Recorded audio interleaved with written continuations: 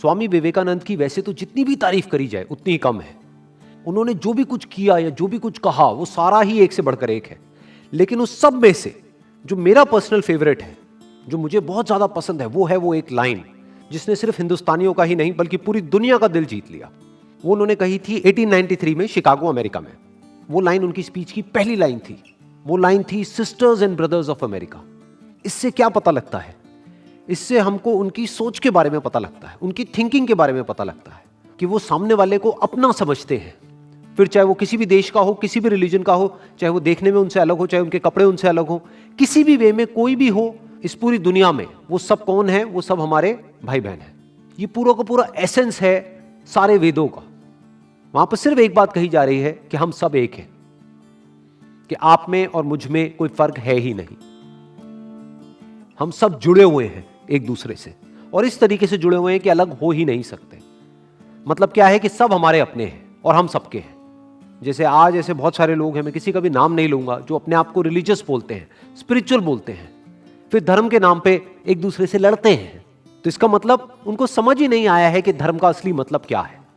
In fact कोई भी ऐसा इंसान जो कि सेल्फ रियलाइज्ड होगा या जो खुद को जानता होगा, वो कभी भी भेदभाव कर ही नहीं सकता।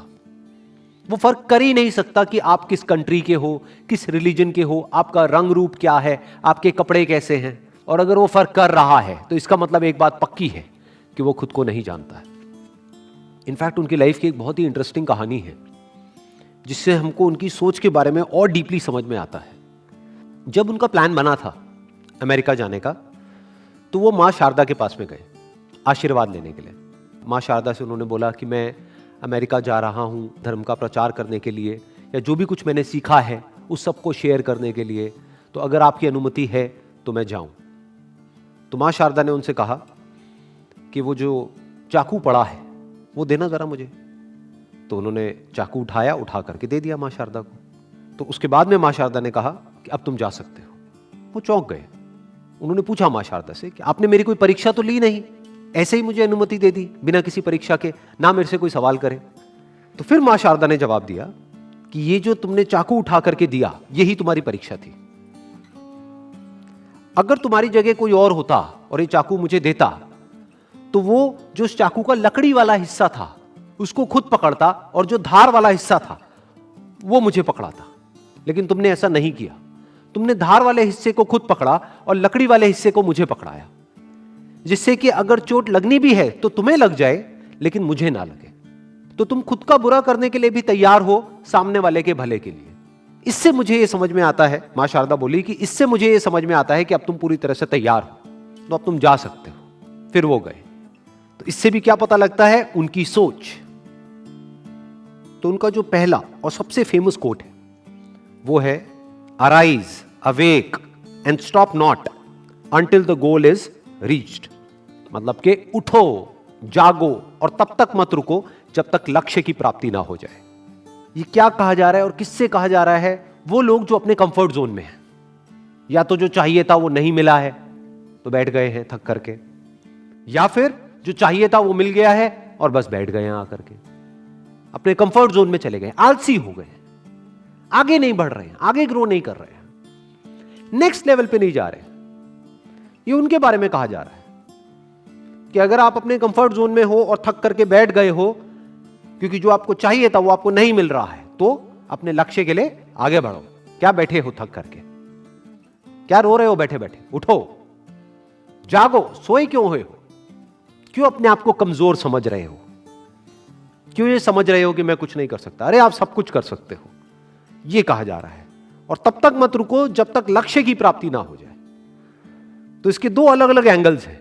एक ये, जब तक कि इस दुनिया में जितना आपको चाहिए, आपको आपकी फैमिली को सरवाइव करने के लिए जो भी बेसिक आपकी नेसेसिटीज है, जो आपकी बेसिक नीड्स है, जब तक वो पूरी नहीं हुई है तब तक वो ही आपका लक्ष्य है। उस लक्ष्य को पाने के लिए जो भी कुछ करना है वो करो, बैठे मत रहो। एक स्टैंड पॉइंट इसका ये है देखने का। दूसरा किन लोगों के लिए कहा जा रहा है? जो एक्चुअल स्टैंड पॉइंट है, जिस स्टैंड पॉइंट से स्वामी जी ने बात कही है, जो बहुत कम लोग समझेंगे, वो क्या है कि अगर आपको आपका जो भी लक्ष्य था वो मिल भी गया है तो उसके बाद में ये नहीं कि बैठ जाओ, उसके बाद में ये नहीं कि सो जाओ कि जो मुझे चाहिए था वो मिल तो गया है, पड़े रहो। या प्लेजर्स में इंडल्ज हो जाओ, या पावर के पीछे भागने लग जाओ, या पैसे के पीछे भागने लग जाओ। ये बात नहीं कही जा रही है, क्योंकि ये कौन कह रहे हैं, कौन ये बात कह रहे हैं? जिन्होंने सब कुछ अपना छोड़ दिया ज्ञान के लिए। तो ये यहां पर ज्ञान की और अज्ञान की बात कर रहे हैं। ज्ञान किसका, अज्ञान किसका? खुद का, सेल्फ रियलाइजेशन, उसकी बात यहां पर कही जा रही है। वो आपका असली लक्ष्य है। क्योंकि अगर पूरी जिंदगी सिर्फ अपना जो लालच है या जो अपनी जरूरतें हैं उसी में ही उलझे रह गए, तो ये कोई जिंदगी थोड़ी ना है। ये जिंदगी का लक्ष्य नहीं है। जिंदगी का असली लक्ष्य क्या है? सेल्फ नॉलेज, सेल्फ अंडरस्टैंडिंग, उसकी बात यहां पर करी जा रही है। कि चाहे आपको बाहर की दुनिया में कितना भी मिल जाए, लेकिन अभी आपका लक्ष्य पूरा नहीं हुआ है तो बैठो मत, सोते मत रहो, उठ जाओ। आपका लक्ष्य क्या है? खुद को जानना। और जब तक वो लक्ष्य पूरा नहीं हो जाता है, जब तक खुद को आप नहीं जान लेते हो, तब तक मत रुको। यही एक इंसान का लक्ष्य होना चाहिए और यही एक इंसान का सबसे बड़ा लक्ष्य है। क्योंकि अगर आपने पूरी दुनिया को भी जान लिया और खुद को ही नहीं जाना तो क्या जाना? अगर आपने पूरी दुनिया को जीत लिया, मैं कहता हूं दुनिया छोड़ो, पूरे ब्रह्मांड को जीत लिया, लेकिन अगर खुद को ही नहीं जीता, क्या जीता? तो आप जीत करके भी हार गए। और ऐसे एक नहीं, दो नहीं, बहुत सारे एग्जाम्पल्स हैं अगर आप हिस्ट्री को उठा करके देखोगे, जिन्होंने पूरी दुनिया को जीत लिया लेकिन जीतने के बाद भी खाली के खाली अंदर से। और ऐसे भी आपको एग्जाम्पल्स मिलेंगे जिनके पास जो कुछ भी था उन्होंने वो सब कुछ छोड़ दिया, लेकिन उसके बाद भी वो जीत गए। क्यों? क्योंकि उन्होंने खुद को जीत लिया। तो उसकी बात यहां पर करी जा रही है। तो जिंदगी का असली लक्ष्य क्या है? खुद को जानना। जिसने खुद को जान लिया उसने सिर्फ खुद को नहीं जाना है, उसने भगवान को भी जान लिया।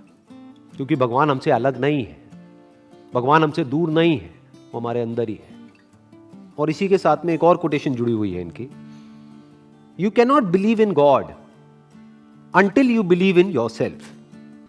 जो बात ये कह रहे हैं उस बात को एक और तरीके से भी कहा जा सकता है कि भगवान भी आपकी मदद तभी करेगा जब आप खुद अपनी मदद करने के लिए तैयार हो।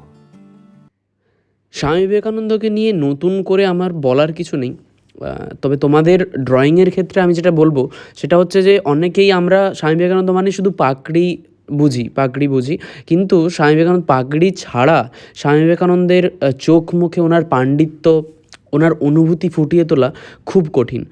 তো আমি সেইটাই চেষ্টা করছি, তো সেটা তোমরা কমেন্টে জানিও কতটা পেরেছি। আর যদি ভিডিও ভালো লেগে থাকে তাহলে অবশ্যই লাইক করো, আর চ্যানেল নতুন হলে অবশ্যই সাবস্ক্রাইব করে যেও। ভালো থেকো, সুস্থ থেকো, দেখা হচ্ছে পরের ভিডিওতে। বাই।